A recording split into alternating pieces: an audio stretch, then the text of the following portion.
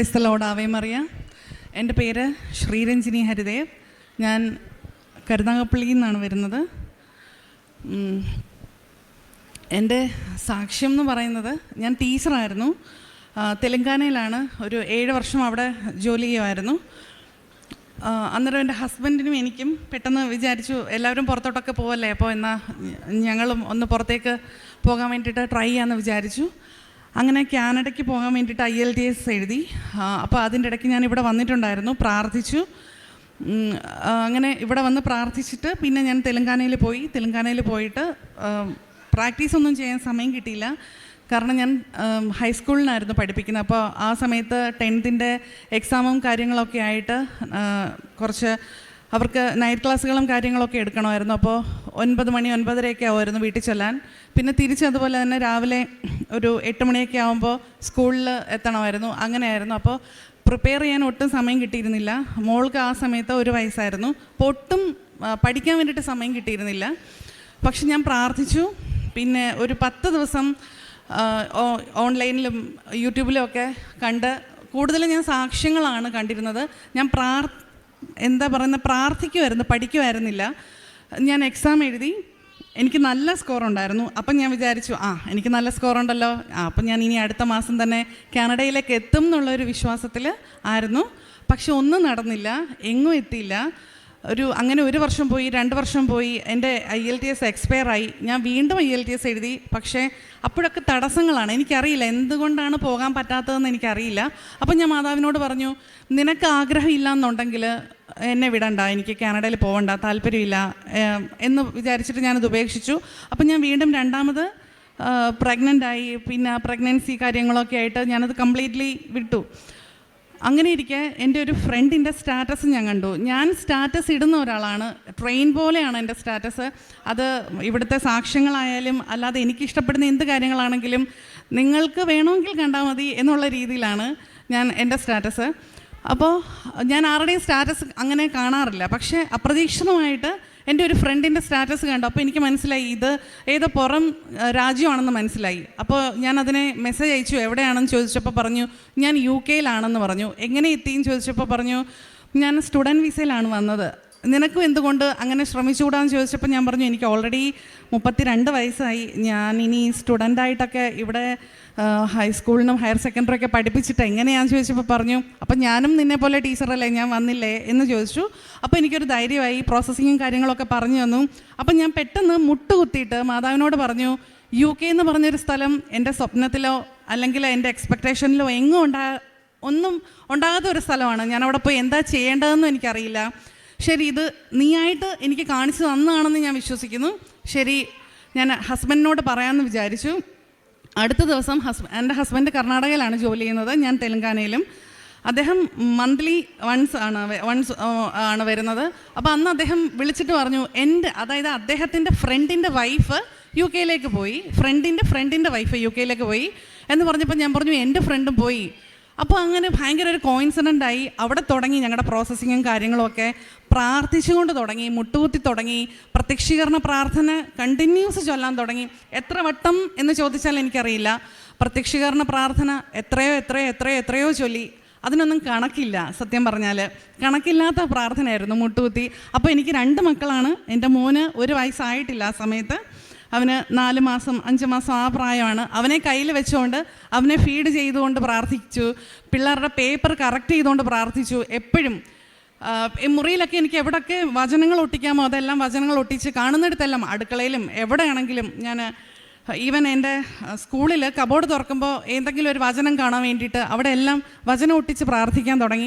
അപ്പോൾ സ്കൂളിലെ ടീച്ചേഴ്സിനൊക്കെ ബ്രേക്ക് കിട്ടുന്ന സമയത്ത് ഞാൻ എവിടെയെങ്കിലും മാറിയിരുന്ന് പ്രാർത്ഥിക്കുമ്പോൾ അവർക്കൊക്കെ അത്ഭുതമായിരുന്നു, നീ എന്താ ചെയ്യുന്നത്? അപ്പോൾ ഞാൻ പ്രാർത്ഥിക്കുവാണെന്ന് പറഞ്ഞു. തെലങ്കാനയാണ്, അവിടെ എല്ലാം കൂടുതലും ഹിന്ദുസും മുസ്ലിംസുമാണ്. അപ്പോൾ ഇങ്ങനെ മുട്ടുകുത്തിയിരുന്ന് പ്രാർത്ഥിക്കുക, അവർക്ക് നമ്മളോട് ബഹുമാനമാണ്. പക്ഷേ അത് നമ്മൾ അത്രയ്ക്ക് പ്രോത്സാഹിപ്പിക്കാത്തൊരു ഇതാണ്. എന്നിട്ടും എനിക്ക് അവിടെ എല്ലാം മാതാവ് പ്രാർത്ഥിക്കാനുള്ള ഒരു സ്ഥലവും കാര്യങ്ങളും ഒരുക്കി തന്നു. ഞാൻ വീണ്ടും IELTS എഴുതി, വീണ്ടും നല്ല മാർക്കുണ്ടായിരുന്നു. എന്താ പറ്റിയെന്ന് വെച്ചാൽ എൻ്റെ ഹസ്ബൻഡിൻ്റെ ഫ്രണ്ടിൻ്റെ വൈഫ് പോയ ഏജൻസി വഴി കണക്റ്റായി, എല്ലാ കാര്യങ്ങളും സ്മൂത്തായി, എല്ലാ കാര്യങ്ങളും വളരെ പെട്ടെന്നായിരുന്നു, എല്ലാം പ്രാർത്ഥിച്ചിട്ടാണ്. അപ്പോൾ എനിക്ക് മാതാവ് ഇങ്ങനെ സ്വപ്നത്തിൽ വരും, ഞാനപ്പോൾ ഹസ്ബൻഡിനോട് പറയുമ്പോൾ ഇങ്ങനെ ആദ്യം ഇങ്ങനെ വിശ്വസിക്കത്തില്ല. നിനക്ക് തോന്നായിരിക്കും, നിൻ്റെ മനസ്സിൽ എപ്പോഴും ഇങ്ങനെ നീ ഇത് തന്നെ ചിന്തിച്ചുകൊണ്ട് നടക്കുന്നതുകൊണ്ട് നിനക്ക് മാതാവ് വരുന്നതായിട്ട് തോന്നായിരിക്കും. പക്ഷെ അല്ല, എനിക്ക് എൻ്റെ അടുത്ത് മാതാവ് വന്ന് എന്തൊക്കെയോ സംസാരിക്കും. അതൊക്കെ ഒരാഴ്ച കഴിയുമ്പോൾ 2 ആഴ്ച കഴിയുമ്പോൾ അത് അതുപോലെ തന്നെ നടക്കും. അങ്ങനെ എല്ലാം കഴിഞ്ഞു. അപ്പോൾ എൻ്റെ ആദ്യത്തെ നിയോഗം എന്ന് പറയുന്നത് 2021 ഡിസംബർ 25 ക്രിസ്മസ് എനിക്ക് UK ആഘോഷിക്കണം. എനിക്കവിടെ കാലുകുത്തണം. എങ്ങനെയാണെന്നൊന്നും എനിക്കറിയില്ല, പക്ഷേ എനിക്കവിടെ ക്രിസ്മസ് ആഘോഷിക്കണം. എനിക്കവിടെ മാസ് കൂടണം, അവിടുത്തെ പള്ളിയിൽ പോകണം. ഇംഗ്ലീഷ് മാസവും മലയാളം മാസവും എനിക്കറിയില്ല. അങ്ങനെ പ്രാർത്ഥിച്ചു. അത്ഭുതമെന്ന് അല്ല, അതിനപ്പുറം എന്തെങ്കിലും ഒരു വാക്കുണ്ടെങ്കിൽ പറയട്ടെ. എൻ്റെ ടിക്കറ്റും കാര്യങ്ങളും ഒക്കെ പറയുകയാണെങ്കിൽ ഡിസംബർ 24 എന്നുള്ള ഡേറ്റിനാണ് വന്നത്. ഞാൻ ഡേറ്റ് ഇട്ട് പ്രാർത്ഥിച്ചതാണ്. അപ്പോൾ കറക്റ്റ് ഡിസംബർ 23-ാം തീയതി ഞാൻ വണ്ടി കയറി. 24-ാം തീയതി UK എൻ്റെ ഇമിഗ്രേഷൻ ക്ലിയർ ചെയ്തിട്ട് ഞാൻ സമയം നോക്കുമ്പോൾ ഡിസംബർ 25-ാം തീയതി 12:02 കാണിക്കുന്നത്. അപ്പോൾ ക്രിസ്മസ് ആണ്. ഞാനവിടെ കാലുകുത്തി. അപ്പോൾ ഞാൻ അവിടെ മുട്ടുകുത്തിയിട്ട് ആ ഇമിഗ്രേഷൻ എൻ്റെ ആ പെട്ടിയും കാര്യങ്ങളും ഒക്കെ ഉണ്ട്, അത് ക്ലിയർ ചെയ്തിട്ട് ഞാൻ അവിടെ മുട്ടുകുത്തിയിട്ട് ഞാൻ കരയുവാണോ ചിരിക്കുവാണോ എന്ന് എനിക്കറിയില്ല. ഞാൻ UK ഞാൻ ഒറ്റയ്ക്കാണ്. ഞാൻ ഫ്ലൈറ്റിൽ ഓടി നടന്ന് ഛർദ്ദിക്കുമായിരുന്നു. ഞാൻ ബസ്സിൽ ഒക്കെ പോയാലേ എനിക്ക് കൂടുതൽ ഛർദ്ദിക്കുന്ന ഒരാളാണ്. ഞാൻ ഒറ്റയ്ക്ക് ഭയങ്കര പേടിയാണ്. അങ്ങനെയുള്ള ഞാൻ ഓടി നടന്ന് ഫ്ലൈറ്റിൽ ഛർദ്ദിക്കുവാണ്. ആൾക്കാരൊക്കെ നോക്കുവാണ്. അത്രയും ധൈര്യം എനിക്ക് തന്നു. ഞാൻ ഒറ്റയ്ക്ക് അവിടെ എത്തി. എന്നെ മാതാവ് എത്തിച്ചു എന്ന് വേണം പറയാൻ.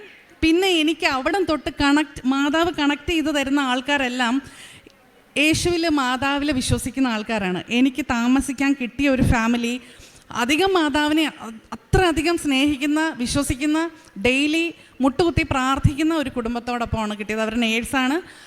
അതിൻ്റെ ഹസ്ബൻഡും ഒരു കുഞ്ഞുമാണുള്ളത്. അപ്പോൾ അവിടെയും എനിക്ക് ചെന്ന് കയറുന്നതും ഞാൻ കാണുന്നത് അവർ ഉറങ്ങി, പക്ഷേ അവിടെ മെഴുകുതിരി കത്തിച്ച് വെച്ചിരിക്കുന്നു. അപ്പോൾ എനിക്ക് അവിടെ മുട്ടുകുത്താൻ പറ്റി. ഞാൻ പ്രാർത്ഥിക്കുന്നതിനൊന്നും അവർക്ക് പ്രശ്നമില്ല.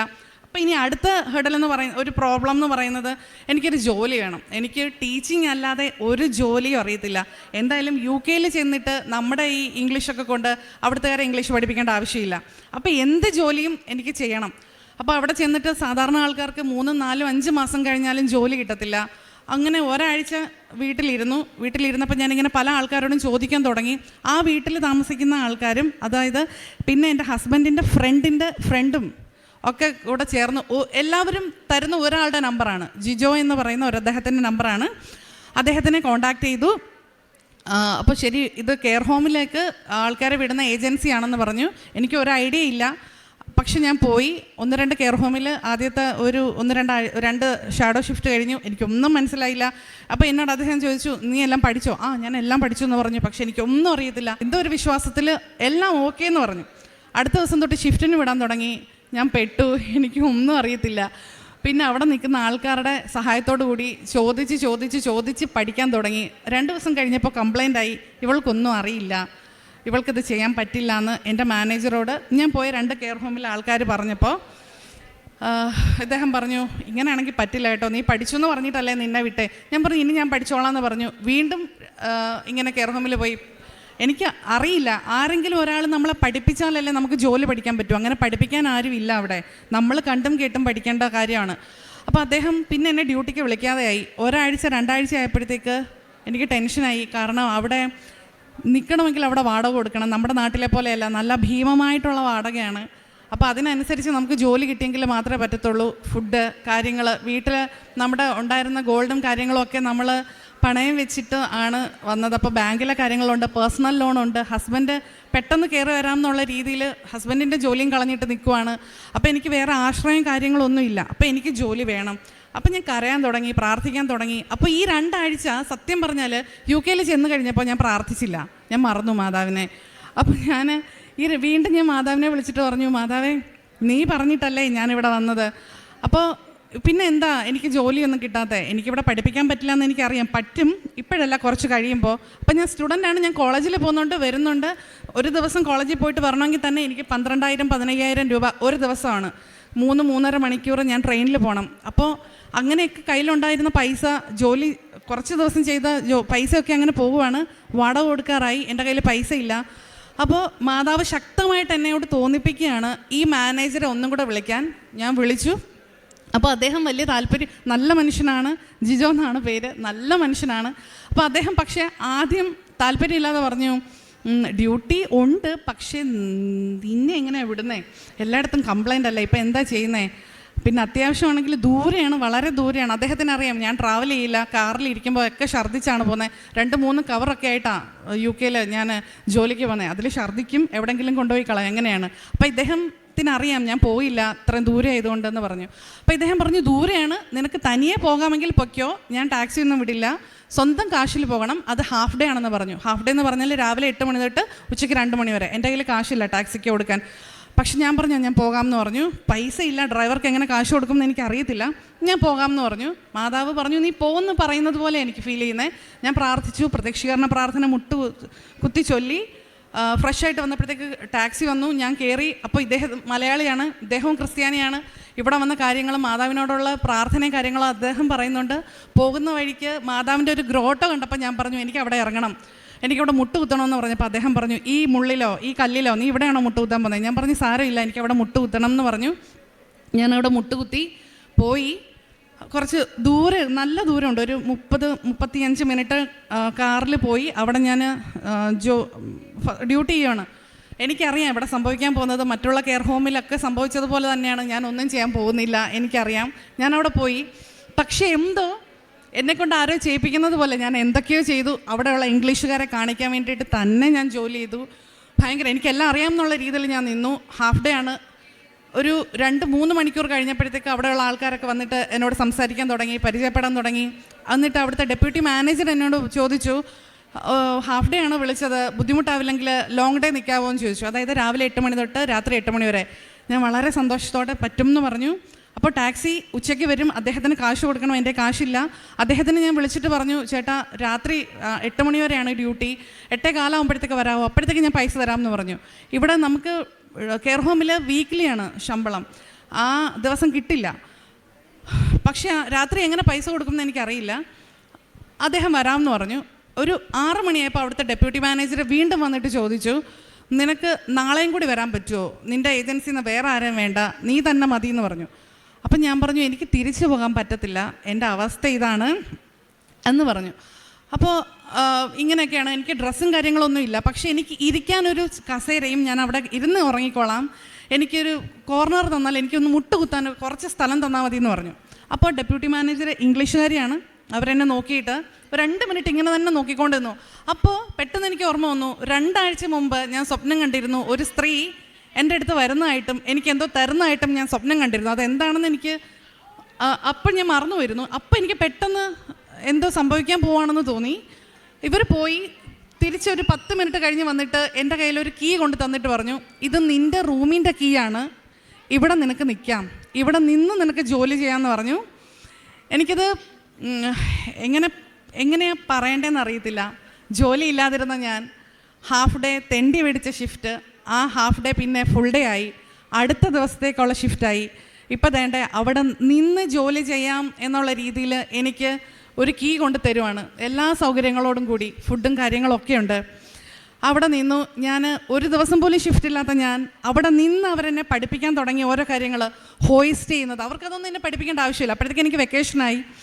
അപ്പോൾ എനിക്ക് 4 ദിവസം ജോലി ചെയ്യാം. ഇവർക്ക് അറിയില്ല ഞാൻ സ്റ്റുഡൻ്റ് ആണെന്ന് അറിയില്ല. കാരണം അവിടുത്തെ റൂൾ അനുസരിച്ച് സ്റ്റുഡൻസിന് 20 മണിക്കൂർ മാത്രമേ ജോലി ചെയ്യാൻ പറ്റൂ. വെക്കേഷൻ ആണെങ്കിൽ 4 ദിവസവും ഞാൻ ജോലി ചെയ്യാൻ തുടങ്ങി. അപ്പോൾ എപ്പോഴും ഒരു സാഹചര്യത്തിൽ എനിക്ക് ഞാൻ എന്നോട് അമ്മ പറയുകയാണ്, നീ അവരോട് പറയും, നീ സ്റ്റുഡൻ്റ് ആണെന്ന് എന്ന് പറയുകയാണ്. അപ്പോൾ എൻ്റെ കെയർ ഹോമിലെ ആൾക്കാരൊക്കെ പറയുന്നുണ്ട്, നീ പറയരുത്, നീ സ്റ്റുഡൻ്റ് ആണെന്ന് പറയരുത്, കാരണം പറഞ്ഞു കഴിഞ്ഞാൽ പോലീസിൽ ഏൽപ്പിക്കും, നീ പോവും, പിടിയിലാവും, നിനക്ക് നാട്ടിൽ പോകേണ്ടി വരും എന്നൊക്കെ ഇവർ പറയുന്നുണ്ട്. പക്ഷേ എന്തോ ഞാൻ ഒരു ദിവസം രാത്രിയിൽ ഈ ഡെപ്യൂട്ടി മാനേജറെ ഡ്യൂട്ടി കഴിഞ്ഞിട്ട് പോകാൻ നേരത്തെ അവരുടെ കയ്യിൽ പിടിച്ചിട്ട് പറഞ്ഞു, എനിക്ക് നിങ്ങളോട് സംസാരിക്കണം.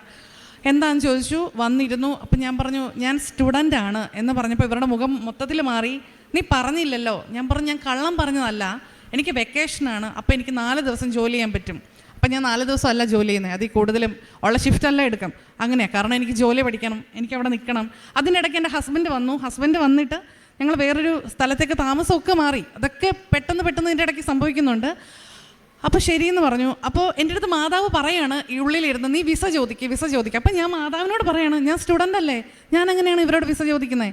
ഞാൻ വന്നിട്ട് 3 മാസം പോലും ആയില്ല, ഞാൻ എങ്ങനെയാണ് ഇവരോട് വിസ ചോദിക്കുന്നത്? അപ്പോൾ മാതാവ് പറയണം, നീ ചോദിക്കുക. അപ്പോൾ ഇവർ ചോദിച്ചു, എന്തെങ്കിലും പറയാനുണ്ടോ? ഞാൻ പറഞ്ഞു, ഇവിടെ എനിക്ക് വിസ കിട്ടാൻ വല്ല വഴിയുണ്ടോ? അപ്പോൾ ഇവർ, ഒന്നാമത് സ്റ്റുഡൻറ്റ്, കള്ളം പറഞ്ഞിട്ട് ഇവിടെ കള്ളം പറഞ്ഞതല്ല, അവരോട് പറയാതെ ഇവിടെ ജോലി ചെയ്യുകയാണ്. എന്നിട്ടിപ്പോൾ അത് പറഞ്ഞിട്ട് ഇനി ഞാൻ വിസയും കൂടി തരണം എന്ന് പറഞ്ഞാൽ, അപ്പോൾ ഇവർ പറഞ്ഞു, എനിക്കൊന്നും ചെയ്യാൻ പറ്റില്ല, നാളെ മാനേജർ വരുമ്പോൾ ഞാൻ സംസാരിക്കാമെന്ന് പറഞ്ഞു. മാനേജർ വന്നു, ഇവർ സംസാരിച്ചു. അപ്പോൾ ഞാൻ ഇവരുടെ പുറത്ത് നടക്കുകയാണ്, എന്തായി. അപ്പോൾ വൈകുന്നേരം ആയപ്പോൾ മാനേജർ എന്നെ കണ്ടിട്ട് പറഞ്ഞു, പറ്റില്ല, കാരണം ഓൾറെഡി 45 പേര് വെയിറ്റിംഗ് ലിസ്റ്റിലാണ്, അതുകൊണ്ട് നിനക്ക് പറ്റില്ല എന്ന് പറഞ്ഞു. പിന്നെ നീ സ്റ്റുഡൻ്റ് അല്ലേ എന്ന് പറഞ്ഞു.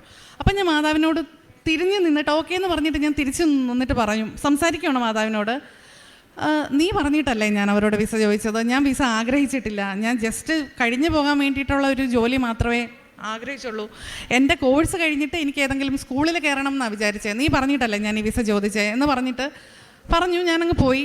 അപ്പോൾ ഡെപ്യൂട്ടി മാനേജർ തിരിച്ചു വന്നിട്ട് പറഞ്ഞു, അയാൾ അങ്ങനെയൊക്കെ പറയും, പക്ഷേ എനിക്ക് നിന്നെ വേണം, ഞാൻ അതുകൊണ്ട് നിനക്ക് വേണ്ടിയിട്ട് മെയിൽ അയക്കാൻ പോവാണെന്ന്.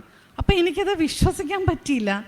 ഒന്നുമല്ലാത്ത എന്നെ, വെറും പൂജ്യമായിട്ടുള്ള എന്നെ വേറെ ആർക്കൊക്കെയോ വേണം എന്ന് പറഞ്ഞിട്ട് എനിക്ക് വേണ്ടിയിട്ട് ഇവർ റെക്കമെൻഡ് ചെയ്യാൻ പോവാണെന്ന്.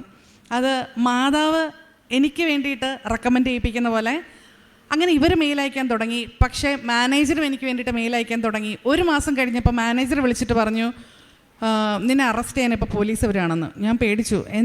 ഞാൻ എന്താ തെറ്റ് ചെയ്തതെന്ന് ചോദിച്ചപ്പോൾ പറഞ്ഞു, വെറുതെ പറഞ്ഞാണ്, നിൻ്റെ വിസ അപ്രൂവ് ആയിട്ടുണ്ട്, നിനക്ക് വിസ തരാൻ ഇവിടെ ഉള്ള ഞങ്ങളുടെ ഉന്നത ഉദ്യോഗസ്ഥർ റെഡിയാണ്, എങ്ങനെ സംഭവിച്ചു എന്നറിയില്ല, പക്ഷേ അവർ ഓക്കെ പറഞ്ഞു എന്ന് പറഞ്ഞു. എനിക്ക് വിശ്വസിക്കാൻ പറ്റിയില്ല. ഞാൻ ഈ സമയങ്ങളൊക്കെയും ഞാൻ പ്രത്യക്ഷീകരണ പ്രാർത്ഥന ചൊല്ലുന്നുണ്ട്, മുട്ടുകുത്തുന്നുണ്ട്. എൻ്റെ ഞങ്ങൾ ഹിന്ദുക്കളാണ്, പക്ഷേ ഞാൻ 5 വർഷം ഞാൻ ക്രിസ്ത്യൻ സ്കൂളിലാണ് പഠിച്ചത്. അപ്പോൾ എനിക്ക് ആ ഒരു സ്പാർക്ക് അവിടെ നിന്നേ കിട്ടിയതാണ്, എൻ്റെ 1ാം ക്ലാസ് തൊട്ട് കിട്ടിയതാണ്. ഞാൻ പള്ളിയിൽ പോകും, മുട്ടുകുത്തും. അപ്പോൾ എൻ്റെ ഹസ്ബൻഡിനും എൻ്റെ അച്ഛനും അമ്മയ്ക്കും ഒന്നും ഒരു പ്രശ്നമില്ല. കല്യാണം കഴിച്ചതിന് ശേഷം ഞാൻ ഈ മെഴുകുതിരിയും പ്രാർത്ഥനയൊക്കെ ആയിട്ടിരിക്കുമ്പോൾ ഹസ്ബൻഡിനെ വിളിച്ചിട്ട്, ഹസ്ബൻഡിനെ ഇഷ്ടമാണ് പ്രാർത്ഥിക്കാൻ, ഞങ്ങൾ 2 പേരും കൂടിയാണ് പ്രാർത്ഥിക്കുന്നത്. അങ്ങനെ എന്താ പറ്റിയെന്ന് ചോദിച്ചാൽ അവർ പറഞ്ഞു, അടുത്ത ദിവസം ഇൻ്റർവ്യൂവിന് വരാൻ പറഞ്ഞു. ശരി പറഞ്ഞു. ഞാൻ വീട്ടിൽ പോവാണ്. അപ്പോൾ പോകാൻ നേരത്ത് ഡെപ്യൂട്ടി മാനേജർ കുറച്ച് പേപ്പർ കൊണ്ട് തന്നിട്ട് പറഞ്ഞു, ഈ ക്വസ്റ്റ്യൻസ് ഒക്കെയാണ് നാളെ ചോദിക്കുന്നത്, ഇത് മാത്രം പഠിച്ചിട്ട് വന്നാൽ മതിയെന്ന്. ഞാൻ പറഞ്ഞു, ചീറ്റിംഗ് അല്ലേ, എനിക്ക് ഇങ്ങനെ പഠിക്കേണ്ടെന്ന് പറഞ്ഞപ്പോൾ അവർ പറഞ്ഞു, ഒരു ചീറ്റിങ്ങും ഇല്ല, ഇത് കിട്ടാൻ വലിയ ബുദ്ധിമുട്ടാണ്, നിനക്ക് ഫ്രീ വിസയാണ് കിട്ടാൻ പോകുന്നത്. സത്യമാണ്, എൻ്റെ കൂടെയുള്ള ആൾക്കാരും എനിക്ക് പരിചയമുള്ള ആൾക്കാരും അല്ലേ 12-15 ലക്ഷം എടുത്ത വിസയാണ് എനിക്ക് ഫ്രീ ആയിട്ട് മാതാവ് കയ്യിൽ വെച്ച് തരാൻ പോകുന്നത്. എനിക്ക് 15 ലക്ഷമൊന്നും എനിക്ക് സ്വപ്നം കാണാൻ പോലും പറ്റില്ല. 15 ലക്ഷം കൊടുത്തിട്ടൊരു വിസ വാങ്ങിക്കുക എന്ന് പറഞ്ഞാൽ എനിക്ക് പറ്റില്ല. ഓൾറെഡി ഞാൻ സ്റ്റുഡൻ്റായിട്ട് പോയപ്പോൾ ഒരു 25 ലക്ഷം രൂപ ആയിട്ടുണ്ട് മൊത്തത്തിൽ, എല്ലാം കൂടി ഹസ്ബൻഡ് വന്നതും. ഇനി ഒരു 15 ലക്ഷം കൂടി ഞാൻ താങ്ങൂല. ആ സമയത്താണ് ഈ ഫ്രീ വിസ എനിക്ക് കിട്ടുന്നത്. അപ്പോൾ ശരി, ഞാനത് കാണാപ്പാടം പഠിച്ചു. അടുത്ത ദിവസം ഞാൻ പറഞ്ഞു, ഹസ്ബൻഡിനോട് പറഞ്ഞു, എൻ്റെ കൂടെ വരാമോ എന്ന് ചോദിച്ചപ്പോൾ പറഞ്ഞു, നീ പോയാൽ പോരെ, നിനക്കല്ലേ വിസ. ഞാൻ പറഞ്ഞു, പറ്റില്ല, നീയും കൂടി വാന്ന് പറഞ്ഞു. അങ്ങനെ ഞങ്ങൾ 2 പേരും കൂടി പോയപ്പോൾ എനിക്കറിയാം ഈ ചോദ്യങ്ങളൊക്കെയാണ് എന്നോട് ചോദിക്കാൻ പോകുന്നത്. ഓക്കെ, ഞാൻ കോൺഫിഡൻ്റ് ആണ്. ഞാൻ അകത്തോട്ട് പോയി, ഹരി പുറത്തിരിക്കുവാണ്. അപ്പോൾ എന്നോട് അവർ ആദ്യം ചോദിച്ചത്, നീ ഫുഡ് കഴിച്ചോ? ഞാൻ പറഞ്ഞു, കഴിച്ചു. നിനക്ക് ഈ ജോലി ചെയ്യാൻ ഇഷ്ടമാണോ? ഇഷ്ടമാണ്. നിനക്ക് ഈ ജോലിയെ പറ്റിയിട്ട് എന്താ അഭിപ്രായം?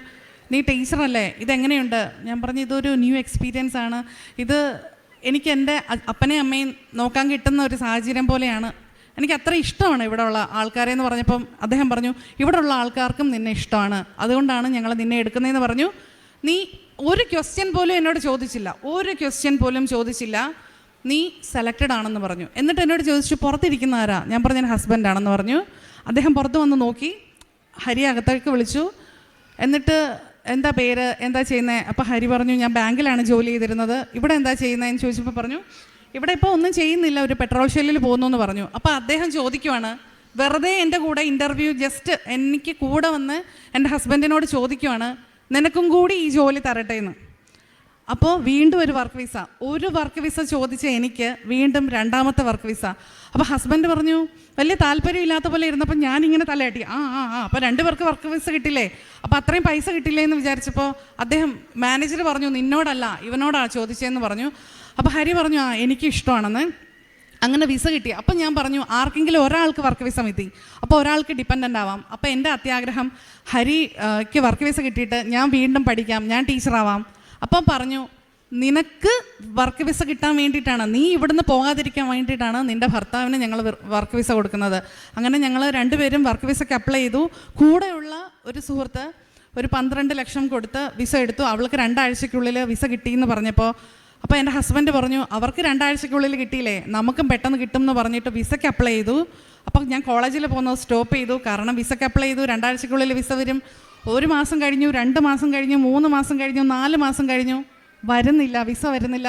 ഭയങ്കര തടസ്സം.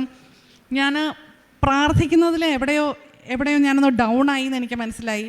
വചനങ്ങളൊക്കെ എഴുതി ഒട്ടിക്കുമായിരുന്നു. അതൊന്നും ഞാൻ ജസ്റ്റ് ഇങ്ങനെ സമയമില്ല, അതാണ് മെയിൻ. രാവിലെ 8 മണി തൊട്ട് രാത്രി 8 മണി വരെ ക്ഷീണം വന്നിട്ട് കുളിക്കും, ജസ്റ്റ് എന്തെങ്കിലും ഉണ്ടാക്കും, പ്രാർത്ഥിക്കും, കിടക്കും, അത്രയേ ഉള്ളൂ. എനിക്ക് ബൈബിൾ വായിക്കുന്നതൊക്കെ ഞാൻ ആ സമയത്ത് ഞാൻ നിർത്തി. അപ്പോഴത്തേക്ക് വരുന്നില്ല, 4 മാസം ആയപ്പോഴത്തേക്ക് വരുന്നില്ല. കോളേജിൽ നിന്ന് മെയിൽ വന്നു, ഓൾറെഡി ഒരു മെയിൽ വന്നു, നീ കോഴ്സ് പാസ്സായി, ഇനി ഡെസർട്ടേഷനും കൂടി വെച്ചാൽ ഗ്രാജുവേഷൻ നമുക്ക് സെറമണിയാണ് എന്ന് പറഞ്ഞിട്ട്. പക്ഷേ ഫീസ് കംപ്ലീറ്റ് ചെയ്യണം. അപ്പോൾ എനിക്കിനി ബാക്കിയൊരു 8 ലക്ഷം രൂപ ഫീസും കൂടി അടയ്ക്കണം. അപ്പോൾ കോളേജുകാർക്ക് മനസ്സിലായി ഞാൻ കോഴ്സ് ഡ്രോപ്പ് ചെയ്തു എന്ന് മനസ്സിലായി. അപ്പോൾ എനിക്ക് മെയിൽ വന്നു. ലാസ്റ്റ് മെയിൽ വന്നത് ഇങ്ങനെയാണ്, ഞാൻ അവിടെ IELTS എഴുതി, അതും നല്ല സ്കോർ ഉണ്ടായിരുന്നു.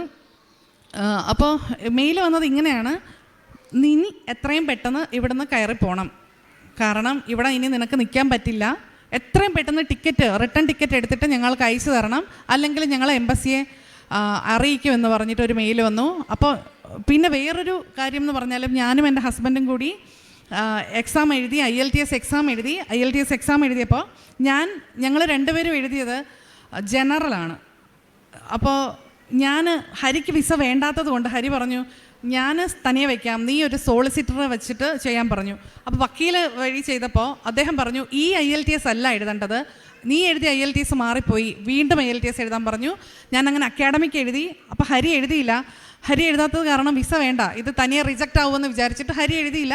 പക്ഷേ ഈ മാനേജറെ തൃപ്തിപ്പെടുത്താൻ വേണ്ടിയിട്ട് തനിയെ വിസ വെച്ചു, ഞാനും വിസയ്ക്ക് വെച്ചു. ഞങ്ങൾ രണ്ടുപേരും വെയിറ്റ് ചെയ്യണം. അപ്പോൾ അതിന് ഒരാഴ്ച മുമ്പ് ഹരിയുടെ എംബസിയിൽ നിന്ന് മെയിൽ വരുവാണ്, ഹരിയുടെ വിസ എഴുതിയ എക്സാം മാറിപ്പോയി, ഇതല്ല 10 ദിവസത്തിനുള്ളിൽ പുതിയ IELTS എഴുതിയിട്ട് വെച്ചില്ല എന്നുണ്ടെങ്കിൽ ഹരിയുടെ വിസ കിട്ടില്ല എന്ന് പറഞ്ഞിട്ടൊരു മെയിൽ വന്നു. അപ്പോൾ അതിൻ്റെയോടൊപ്പം തന്നെ എൻ്റെയും മെയിൽ വന്നു കോളേജിൽ നിന്ന്, അതായത് എനിക്ക് കോളേജിൽ ഇനി പഠിക്കാൻ പറ്റില്ല, UK നിൽക്കാൻ പറ്റില്ല, പോകണം. അപ്പോൾ ഹരിക്ക് വിസ ഇല്ല, കാരണം എക്സാം എഴുതിയിട്ടില്ല. 10 ദിവസത്തിനുള്ളിൽ എക്സാം എഴുതി റിസൾട്ട് സബ്മിറ്റ് ചെയ്യുമെന്ന് പറഞ്ഞാൽ പോസിബിളായിട്ടുള്ള കാര്യമേ അല്ല. അപ്പം ഞാൻ പെട്ടെന്ന് മാതാവിനൊരു ലെറ്റർ എഴുതി. ഞാൻ ഇങ്ങനെ സാക്ഷ്യം കേട്ടപ്പോൾ എവിടെയോ കേട്ടു മാതാവിന് ആരൊക്കെയോ ലെറ്റർ എഴുതിയെന്ന്.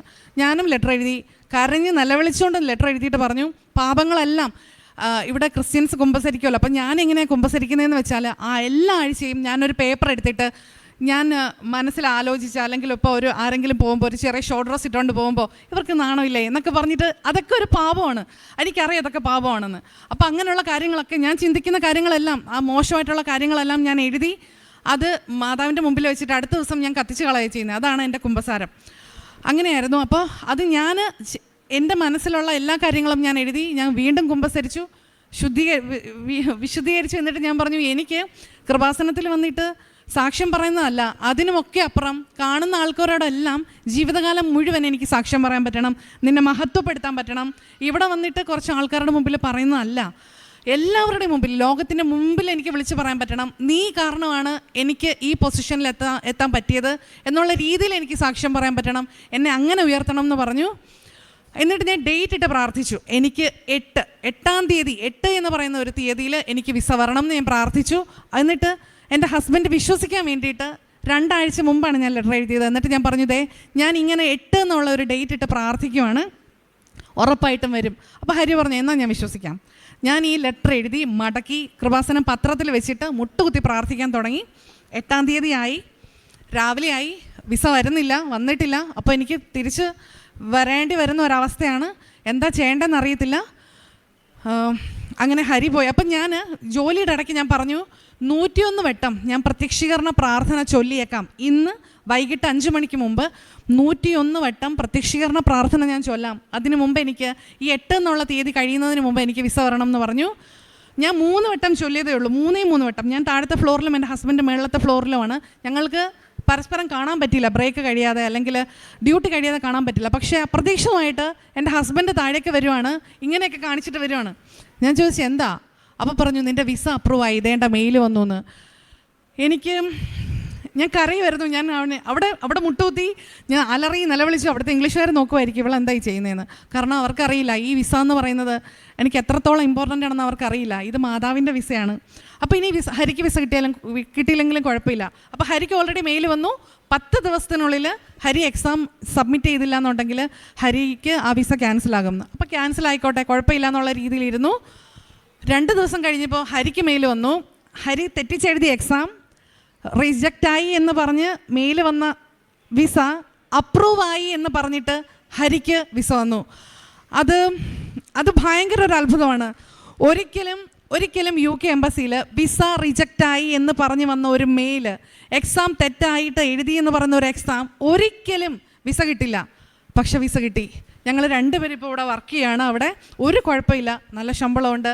ഞങ്ങൾ ചോദിക്കുന്നത് പോലെയാണ് ഡ്യൂട്ടി. ഞങ്ങൾക്ക് ചെയ്യാൻ പറ്റാത്ത അത്രയും ബുദ്ധിമുട്ടേ ഉള്ളൂ. നല്ല ഡ്യൂട്ടി, ഒരു കുഴപ്പമില്ല, ഫ്ലെക്സിബിളാണ് എല്ലാ കാര്യങ്ങളും. ഞങ്ങൾ എല്ലാ കാര്യങ്ങളും പഠിച്ചു. ഇപ്പോൾ എൻ്റെ ഏജൻസിയിലുള്ള ആൾക്കാർ ഞാൻ ട്രെയിൻ ചെയ്യുവാണ്. എന്നെ ട്രെയിൻ ചെയ്യാൻ ആരും ഉണ്ടായിരുന്നില്ല. പക്ഷേ എനിക്കിപ്പോൾ ആൾക്കാർക്ക് പറഞ്ഞു കൊടുക്കാൻ പറ്റും, ഇങ്ങനെയാണ് അങ്ങനെയാണെന്നൊക്കെ പറഞ്ഞിട്ട്. എനിക്കിവിടെ ഒരു നല്ല സ്ഥാനം ദൈവം തന്നു, മാതാവ് തന്നു. എന്നിട്ട് ഇനി അടുത്ത കടമ്പ ഞങ്ങൾക്കൊരു വീട് വേണം. അത് ഞങ്ങൾക്ക് കാറൊന്നുമില്ല. അപ്പോൾ ഇപ്പം തൽക്കാലം കാറൊന്നും എടുക്കേണ്ടെന്നുള്ള ഒരു രീതിയിലിരുന്നു. അപ്പം ഞാൻ വീണ്ടും ഡേറ്റ് ഇട്ട് പ്രാർത്ഥിച്ചു. 8 എന്ന് പറയുന്ന ഡേറ്റ്. അപ്പോൾ ഈ അച്ഛൻ ഒരു ടോക്കിൽ പറഞ്ഞിട്ടുണ്ടായിരുന്നു, ഞാൻ 2/8 എന്നുള്ളൊരു തീയതി കാണുന്നുണ്ട്. അത് 2 ആണോ 8 ആണോ 28 ആണോ എന്ന് എനിക്കറിയില്ല എന്ന്. അപ്പോൾ ഈ ലെറ്റർ ഞാൻ മാതാവിന് എഴുതിയപ്പോൾ ഞാൻ 7 എന്നുള്ള ഡേറ്റാണ് ഫസ്റ്റ് ഇട്ടത്. അത് ഞാൻ അച്ഛൻ്റെ ടോക്ക് ഇട്ടിട്ട് ഞാൻ മാതാവെ അത് 7 എന്ന് തിരുത്തി ഞാൻ 8 ആക്കിയതാണ് കേട്ടോ. ആ 8 എന്നുള്ള തീയതി തന്നെ എനിക്ക് തന്നു. അടുത്ത ടാസ്ക് എനിക്കൊരു വീട് വേണം എന്നുള്ളതായിരുന്നു. അപ്പോൾ UK ഇപ്പോൾ ഇവിടെ ആരെങ്കിലുമൊക്കെ പോകുന്നുണ്ടെങ്കിൽ അറിയാം, നിങ്ങൾ ഏറ്റവും കൂടുതൽ പ്രയാസം അനുഭവിക്കാൻ പോകുന്നത് ഒരു വീട് കിട്ടുക എന്നുള്ളതിനെ പറ്റിയിട്ടാണ്. വീട് കിട്ടില്ല, വലിയ ബുദ്ധിമുട്ടാണ്. ഒരു റൂം പോലും കിട്ടില്ല, അത്രയ്ക്ക് ബുദ്ധിമുട്ടാണ്. പക്ഷെ ഞാൻ പ്രാർത്ഥിച്ചു, വിശ്വസിച്ചു, ഞാൻ പ്രാർത്ഥിച്ചു, മുട്ടുകുത്തി പ്രത്യക്ഷീകരണ പ്രാർത്ഥന ചൊല്ലി 33 ദിവസം മുടങ്ങാതെ 33 വട്ടം പ്രത്യക്ഷീകരണ പ്രാർത്ഥന ചൊല്ലാമെന്ന് ഞാൻ മാതാവിനോട് നേർന്നു. ഞാൻ ഈ ഡ്യൂട്ടിയൊക്കെ കഴിഞ്ഞിട്ട് വന്നിട്ട് അത്രയ്ക്കും നമ്മൾ ടയേർഡായിരിക്കും. എന്നിട്ടും പക്ഷെ ഞാനത് മുടങ്ങാതെ ഞാൻ ചൊല്ലി. എനിക്ക് എന്താ പറ്റിയെന്ന് വെച്ചാൽ 8 എന്നുള്ള തീയതിക്ക് ഒരു ഏജൻസി മുഖാന്തരം എനിക്ക് വീടിൻ്റെ താക്കോല് കിട്ടി. ഞാൻ ജോലി ചെയ്യുന്ന സ്ഥലത്തിന് വെറും 7 മിനിറ്റ് നടക്കാവുന്ന ദൂരത്തിൽ എനിക്കൊരു ഫ്ലാറ്റ് കിട്ടി. അത് അത്ഭുതമാണ്. കാരണം എൻ്റെ കൂടെയുള്ള ആൾക്കാരൊക്കെ വീട് നോക്കുകയാണ്, ഫ്ലാറ്റ് നോക്കുകയാണ്, ആർക്കും കിട്ടുന്നില്ല. പക്ഷേ എനിക്ക് കിട്ടി. അവിടെയുള്ള നേഴ്സുമാർ ചോദിക്കുകയാണ് നിനക്ക് എങ്ങനെ കിട്ടി? ഞാൻ പറഞ്ഞു ഇത് എൻ്റെ മിടുക്കൊണ്ടൊന്നുമല്ല, എൻ്റെ മാതാവിൻ്റെ അനുഗ്രഹം കാരണം മാത്രമാണ് എന്ന് പറഞ്ഞിട്ട് ഞാൻ ഇവരോട് മാതാവിനെ പറ്റിയിട്ട് പറയാൻ തുടങ്ങി. അവിടുത്തെ ഇംഗ്ലീഷുകാരോട്, സിംബാബ്വേക്കാരോട്, ആഫ്രിക്കക്കാരോട്, ഈജിപ്തിൽ നിന്നൊക്കെ വന്ന ആൾക്കാരോട് ഞാൻ മാതാവിനെ പറ്റിയിട്ട് പറയുകയാണ്. അങ്ങനെ അപ്പോൾ അവർ പറഞ്ഞു എന്നാൽ നീ പ്രാർത്ഥിക്കുന്ന മാതാവിനോട് ഞങ്ങൾക്ക് വേണ്ടിയിട്ട് പ്രാർത്ഥിക്കാൻ. ഞാൻ പറഞ്ഞു ഞാൻ പ്രാർത്ഥിക്കാം, പക്ഷെ നിങ്ങളും കൂടി പ്രാർത്ഥിക്കുക. അങ്ങനെ എനിക്ക് 8-ാം തീയതി തന്നെ എനിക്ക് വീട് കിട്ടി. 2ാമത്തെ അനുഗ്രഹം. 3ാമത്തത് ഇനി എൻ്റെ മക്കളെ കൊണ്ടുവരണം. എനിക്ക് 2 മക്കളാണ്. മോൾക്ക് 6 വയസ്സ്, മോന് 2 വയസ്സ്. അതും അതുപോലെ തന്നെ പ്രാർത്ഥിച്ച ഡേറ്റിൽ എനിക്ക് 2 പേർക്കും വിസ കിട്ടി. ഇനി ഞാൻ മെനഞ്ഞാന്ന് UK നിന്ന് വന്നതേ ഉള്ളൂ, 2 ദിവസമായതേ ഉള്ളൂ UK നിന്ന് വന്നിട്ട്. ഇനി ഞാൻ ഈ സൺഡേ പോവുകയാണ്, എൻ്റെ മക്കളെ കൊണ്ടുപോവാണ്. എൻ്റെ മോള് ഇവിടെ UKGയിലാണ് പഠിക്കുന്നത്. അപ്പോൾ അവൾക്ക് ഈ മിഡിൽ സ്കൂളിൽ അവിടെ അഡ്മിഷൻ കിട്ടില്ല. പക്ഷെ ഞാൻ മാതാവ് എനിക്ക് കാണിച്ചു തന്നിരുന്നു. എൻ്റെ ഈ വിസയൊക്കെ കിട്ടുന്നതിന് മുമ്പ് ജോസഫ് അച്ഛൻ എൻ്റെ സ്വപ്നത്തിൽ വന്നിട്ട് ഇങ്ങനെ എൻ്റെ തലയ്ക്ക് പിടിക്കുന്നുണ്ടായിരുന്നു. എൻ്റെ വിസ കിട്ടുന്നതിൻ്റെ 2 ദിവസം മുമ്പാണ് ജോസഫ് അച്ഛൻ എൻ്റെ ഡ്രീമിൽ വന്നതും എൻ്റെ തലയ്ക്ക് പിടിക്കുന്നതൊക്കെ. അപ്പം ഞാൻ ഹരിയോട് പറഞ്ഞു വിസ കിട്ടാൻ പോവാണ്, 8-ാം തീയതി തന്നെ വിസ കിട്ടും എന്നിട്ടാണ് അങ്ങനെ സംഭവിക്കുന്നത്. പിന്നെ ഞാനിങ്ങനെ സാക്ഷ്യങ്ങൾ മാത്രം സ്റ്റാറ്റസ് ആക്കാൻ നോക്കിയപ്പോൾ അച്ഛൻ വന്നിട്ട് എന്നോട് പറയാണ് നീ ഇങ്ങനെ സ്റ്റാറ്റസ് സ്വപ്നത്തിലാണ് അച്ഛൻ വന്നിട്ട് പറയാണ് നീ ഇങ്ങനെ സ്റ്റാറ്റസ് ഇട്ടത് കൊണ്ട് മാത്രമൊന്നും കാര്യമില്ല, എന്തെങ്കിലുമൊക്കെ പുണ്യപ്രവർത്തികളും കൂടി ചെയ്യാൻ. അങ്ങനെ പിന്നെ അവിടെ വീടിനടുത്തുള്ള അനാഥാലയത്തിൽ എനിക്കൊന്നും അവിടെ പോയി ചെയ്യാൻ പറ്റാത്തതുകൊണ്ട് നാട്ടിൽ അനാഥാലയത്തിൽ അവിടെ വയസ്സ് ചെയ്യുന്ന അപ്പച്ചന്മാരും അമ്മച്ചിമാരും ഒക്കെ താമസിക്കുന്ന സ്ഥലത്ത് ഫുഡ് ഒരു ദിവസം, എല്ലാ ദിവസവും അല്ല, ഏതെങ്കിലും ഒരു ദിവസം അങ്ങനെ എനിക്ക് ഫുഡ് കൊടുക്കാൻ പറ്റി. പിന്നെ എൻ്റെ മോളുടെ സ്കൂളിൽ പഠിക്കുന്ന ഒരു കുട്ടിയുടെ അച്ഛന് കിഡ്നി ഫെയിലിയർ ആയിരുന്നു. അപ്പോൾ അദ്ദേഹത്തിൻ്റെ ചികിത്സയ്ക്ക് വേണ്ടിയിട്ട് കുറച്ച് പൈസയൊക്കെ കൊടുക്കാൻ മാതാവിനെ അങ്ങനെ ഒരുപാട് അനുഗ്രഹിച്ചു. എൻ്റെ മോൾക്ക് അവിടെ 2nd സ്റ്റാൻഡേർഡിൽ അഡ്മിഷൻ കിട്ടുമെന്നാണ് പറഞ്ഞത്. UKGയിൽ പഠിക്കുന്ന ഒരു കുഞ്ഞ് പെട്ടെന്ന് UK ചെന്നിട്ട് സെക്കൻഡ് സ്റ്റാൻഡേർഡ് എന്ന് പറഞ്ഞാൽ എനിക്കത് അംഗീകരിക്കാൻ പറ്റുന്ന ഒരു കാര്യമായിരുന്നില്ല. അപ്പം ഞാൻ മാതാവിനോട് പ്രാർത്ഥിച്ചു എൻ്റെ കുഞ്ഞിന് ഫസ്റ്റ് സ്റ്റാൻഡേർഡിൽ അഡ്മിഷൻ കിട്ടാൻ. അത് നടക്കുന്ന കാര്യമായിരുന്നില്ല, പക്ഷേ അത് കിട്ടി. എൻ്റെ മോൾക്ക് വളരെ അത്ഭുതകരമായിട്ട് വീടിന് 2 മിനിറ്റ്, എൻ്റെ വീടിൻ്റെ 2 മിനിറ്റ് ദൂരത്തിൽ ഒരു സ്കൂളുണ്ട്, അവിടെ ഫസ്റ്റ് സ്റ്റാൻഡേർഡിൽ തന്നെ അഡ്മിഷൻ കിട്ടി. എൻ്റെ മോള് ഇപ്പോൾ ഞങ്ങൾ പോവാണ്, എന്നിട്ട് 22-ാം തീയതി അവൾക്ക് സ്കൂളിൽ അഡ്മിഷനാണ്. ഒരുപാട് അനുഗ്രഹങ്ങളാണ്. പൂജ്യമായിട്ട് നിന്ന എന്നെ ഇപ്പോഴും ഒന്നുമല്ല, പക്ഷേ മാതാവ് ഒത്തിരി ഉയർത്തി. ഇവിടെയൊക്കെ എന്നെ സഹായിച്ചൊരു വചനമുണ്ട്, ഏശയ്യാ 45:2-3.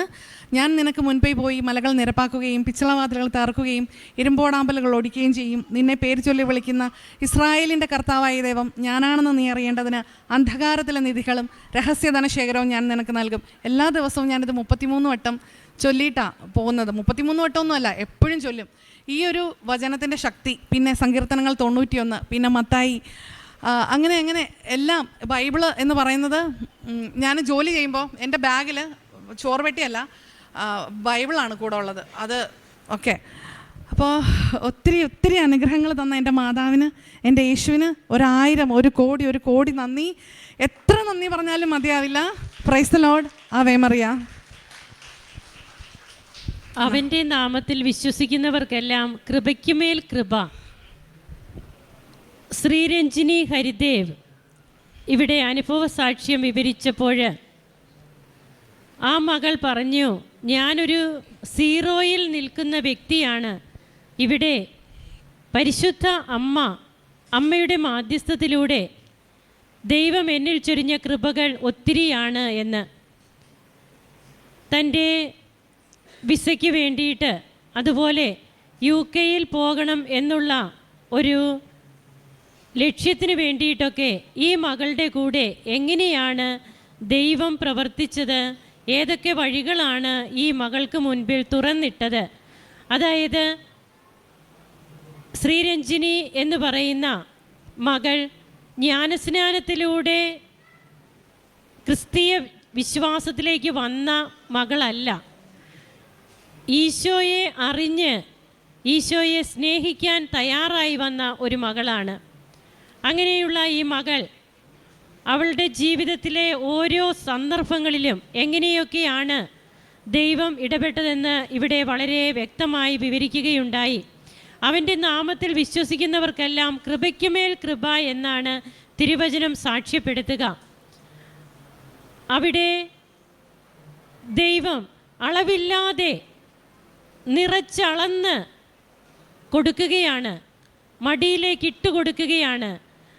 ഒരു സ്റ്റുഡൻറ്റ് വിസയ്ക്ക് വേണ്ടി സ്റ്റുഡൻറ്റ് വിസയിൽ പോയ ആൾക്ക് വർക്കിംഗ് വിസ, അതും ഒരിക്കലും ചിന്തിക്കാത്ത രീതികളിലെല്ലാം കൊടുക്കുകയാണ്. ഡേറ്റ് ഇട്ട് പ്രാർത്ഥിക്കുമ്പോൾ ആ ഡേറ്റിനനുസരിച്ച് പരിശുദ്ധ അമ്മയുടെ സാന്നിധ്യം ഈ മകൾക്ക് മനസ്സിലാവുകയാണ്. ഈ മകൾ ഓൺലൈൻ ഉടമ്പടി ചെയ്ത് ജീവിതത്തിൽ എന്താണ് ഈ മകൾ ചെയ്തത്? അതായത് തിരുവചനം ആഴമായി വായിക്കുന്നതിനും ധ്യാനിക്കുന്നതിനും ഈ മകൾ സമയം കണ്ടെത്തി. സ്കൂളിൽ പോയിരുന്നപ്പോൾ, കുട്ടികളെ ഇവിടെ പഠിപ്പിച്ചു കൊണ്ടിരുന്നപ്പോൾ, ആ സന്ദർഭങ്ങളിലെല്ലാം തനിക്ക് ആകുന്നത് പോലെ വചനങ്ങൾ എവിടെയും ഈ മകൾ എഴുതി വയ്ക്കുമായിരുന്നു എന്ന് പറഞ്ഞു. അതുപോലെ ഏത് സമയം കിട്ടിയാലും ഫ്രീ ടൈമൊക്കെ പ്രാർത്ഥിക്കുന്നതിന് വേണ്ടി സമയമെടുത്തു എന്ന് പറഞ്ഞു. അതുകൊണ്ട് ഉടമ്പടി ജീവിതം എന്ന് പറയുന്നത് അത് ഉടനടി നമുക്ക് പ്രതിഫലം തരുന്ന ഒരു ജീവിതമാണ്. എന്നാൽ ഉടമ്പടി ജീവിതത്തോട് നാം കാണിക്കേണ്ട പ്രതിബദ്ധത അതൊന്ന് മാത്രമാണ് ദൈവം ഇവിടെ ആഗ്രഹിക്കുക. വിശുദ്ധ കുമ്പസാരത്തെക്കുറിച്ച് ഈ മകൾ കേട്ടിട്ടുണ്ട്. വളരെ ചെറുപ്പം മുതൽ ക്രിസ്ത്യൻ സ്കൂളുകളിൽ പഠിച്ചതുകൊണ്ട്, ക്രിസ്ത്യൻ കൂട്ടുകാരുള്ളതുകൊണ്ട് ഈ മകൾക്ക് അതെല്ലാം നന്നായി അറിയാം. എന്നാൽ വിശുദ്ധ കുമ്പസാരം ഈ മകളോട് ആരും ചെയ്യണമെന്ന് പറഞ്ഞിട്ടില്ല. പക്ഷേ തൻ്റെ തന്നെ ബോധ്യത്തിൽ നിന്ന് ഈ മകൾ വിശുദ്ധ കുമ്പസാരം എങ്ങനെയാണ് നടത്തിക്കൊണ്ടിരുന്നതെന്ന് ഇവിടെ പറഞ്ഞു. താൻ ഏതെങ്കിലുമൊക്കെ ചെയ്യേണ്ടതല്ലാത്ത അല്ലെങ്കിൽ പറയേണ്ടതല്ലാത്ത വാക്കുകൾ പറഞ്ഞിട്ടുണ്ടെങ്കിൽ അതെല്ലാം ഒരു പേപ്പറിൽ കുറിച്ച് വെച്ച് അത് മാതാവിൻ്റെ തിരുനടയിൽ അർപ്പിച്ച് വീണ്ടും അത് കത്തിച്ചു കളയുകയാണ് ചെയ്യുക. എത്രയോ ബോധ്യങ്ങളാണ് ഈ മകൾക്ക് കിട്ടിയിരിക്കുക. അപ്പോൾ ഇത്രയേറെ കൃപകൾ നൽകി അവരുടെ കുടുംബ ജീവിതത്തെ ഒത്തിരിയേറെ അനുഗ്രഹിച്ച് ഇന്ന് UK-യിൽ സന്തോഷത്തോടെ താമസിക്കുവാനായിട്ടുള്ള ഒരിടം ഒരുക്കി കൊടുത്ത, അവിടെ എടുക്കുന്ന ജോലി ഏറ്റവും വിശ്വസ്തയോടെ ചെയ്യുവാനായിട്ടും ഏറ്റവും അർപ്പണബോധത്തോടെ ചെയ്യുവാനുമായിട്ടാണ് ഈ മകൾ ശ്രമിച്ചുകൊണ്ടിരിക്കുക. അത് ആ മകളുടെ വാക്കുകളിൽ നിന്ന് തന്നെ നമുക്ക് വ്യക്തമാണ്. ഇത്രയേറെ അനുഗ്രഹങ്ങൾ ചൊരിഞ്ഞ് ഈ കുടുംബത്തെ അനുഗ്രഹിച്ച ഈ മകളെയും കുടുംബത്തെയും ദൈവസന്നിധിയിൽ സമർപ്പിച്ചുകൊണ്ട് നമുക്ക് ദൈവത്തെ മഹത്വപ്പെടുത്താം. കരങ്ങൾ അടിച്ച് ദൈവത്തിന് നന്ദി പറയാം. യേശുവേ നന്ദി, യേശുവേ സ്തുതി, യേശുവേ ആരാധന. അത്യപൂർവ ദൈവാനുഭവങ്ങൾ ഇനി നിങ്ങൾക്കും സ്വന്തം. ഈ യൂട്യൂബ് ചാനൽ ഇതുവരെ സബ്സ്ക്രൈബ്